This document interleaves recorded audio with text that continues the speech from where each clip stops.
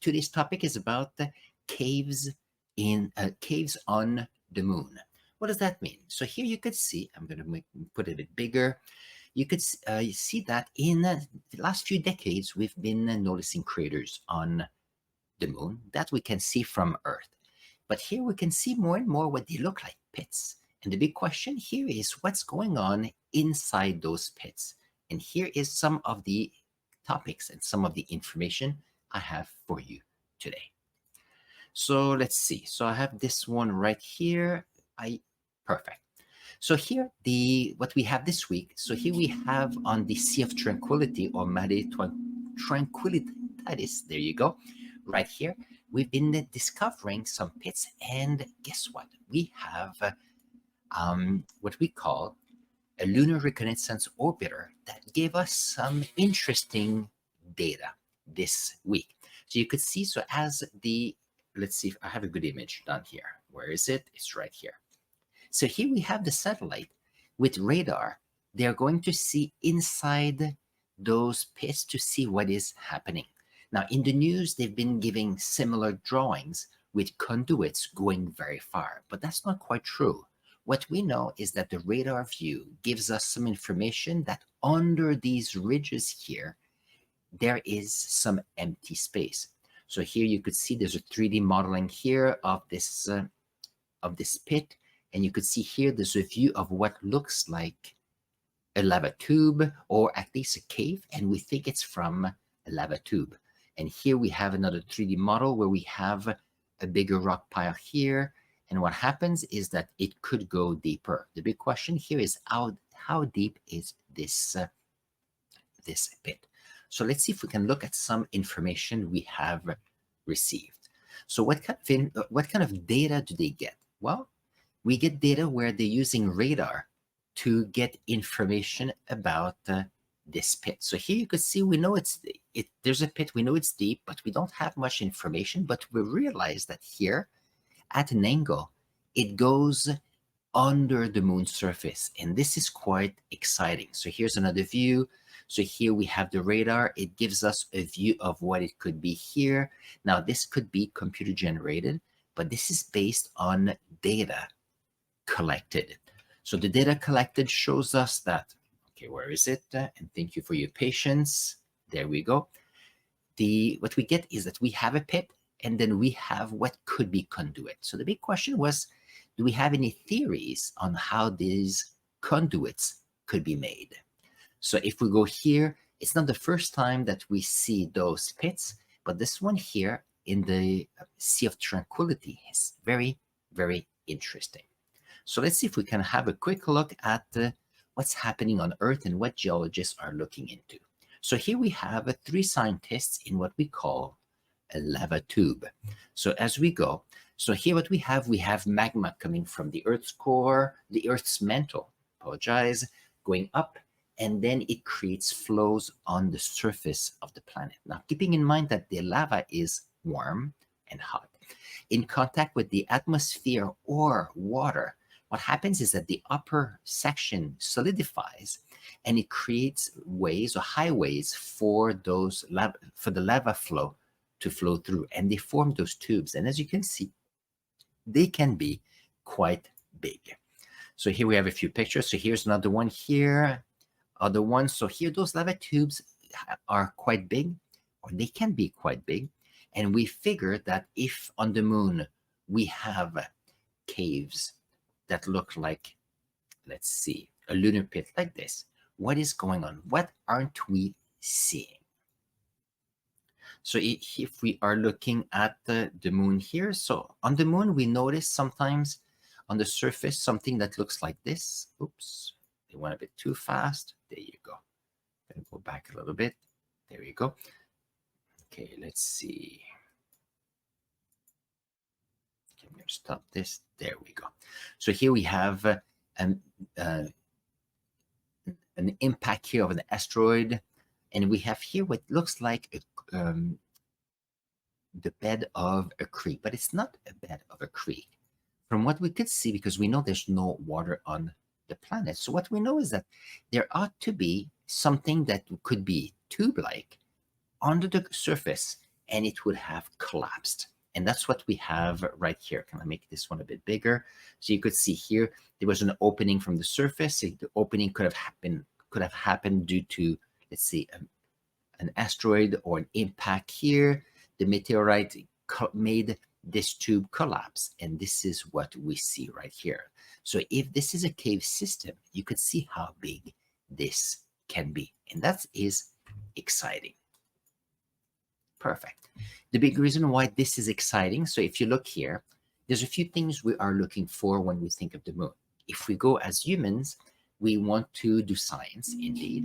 But here you could see that if there are some empty spaces or caves, it is an opportunity to have access to rock samples that haven't been altered on the surface, and also caves where maybe humans could go, where maybe where the temperature is a bit more even during the month, which would be good because it's very hot on the surface when the sun is directly, and then when we have a new moon on the earth, it is quite cold. So we're looking for ways to deal with this. When I did the French, my French live this morning, they were talking about here the soil on the moon here.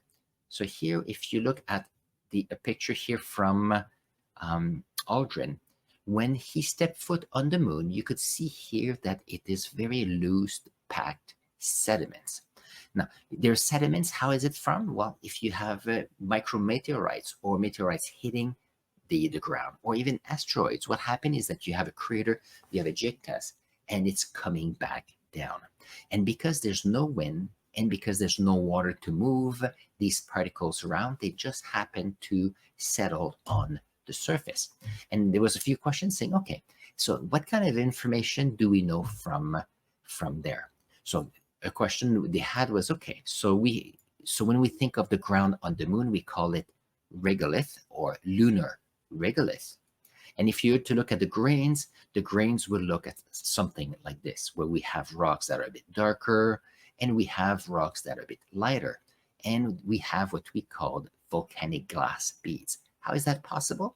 Keep in mind that there's been, if you go back billions of years, the surface of the moon was lava, and therefore when it cooled down, it created volcanic rocks or the different colors. Now, keeping in mind that when you have a meteorite or asteroids hitting the surface of the moon, the ejecta, the contact is so strong that the pressure would melt some of these rocks, and when it goes up into the let's see, the space above the ground, it will cool down quickly, and you end up with the glass beads like this.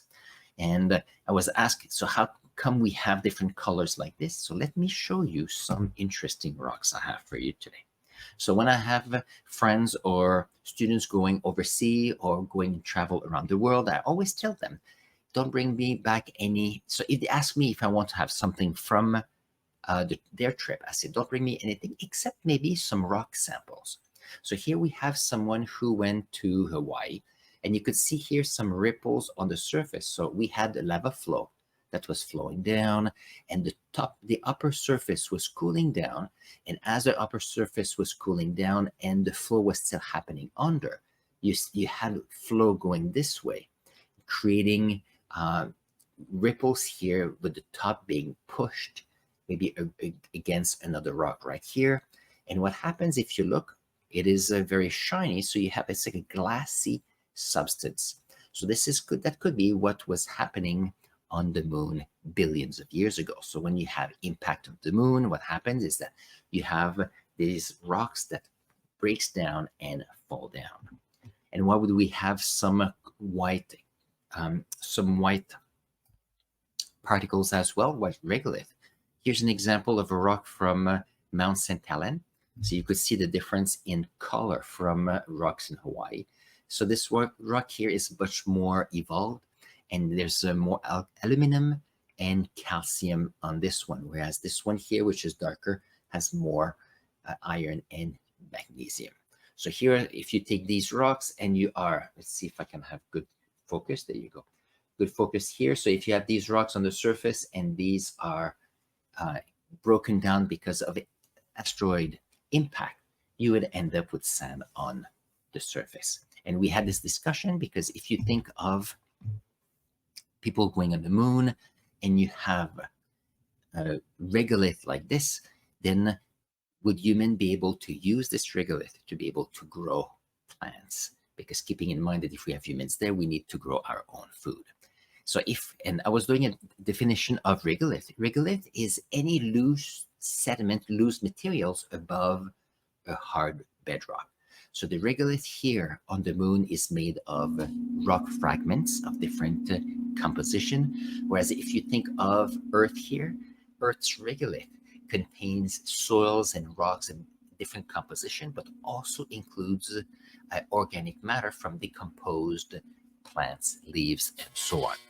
So the regolith on Earth is different than what's on the moon. We call it regolith. It's easy. It's one word that summarizes the soil they have there. Very nice. The other question I had when I was doing my French live this morning, they were saying, how can we use radar to figure out what's happening under the surface here of the moon? Now, keep in mind that if you are using a radar, it's their waves that we're sending, radio waves. So here's an example. If we take a rock and drop it in water, it will create a ripple effect like this. If it happens, oh, look at this. Let's put it this way. There you go. So if we have here a rock going into the water, what happens is that we have the ripple on the water. If it happens, we have a rock right here. The ripples going this way, moving out from the center point, would hit a rock here, and then the waves will start going back. So if you think of radar, it's very similar. You have an emitter that is sending radio waves one way. When it's hitting something, the waves are sent back towards the receptor. So what happened here is that we have here a two-dimensional aspect. But if we have an object that is moving, therefore we can have a good representation of where a 3D model of where the object is.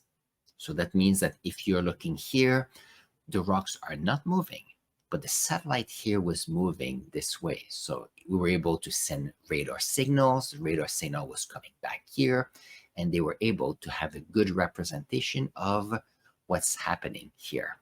So here we can see this will be a lava tube. Here would be another lava tube.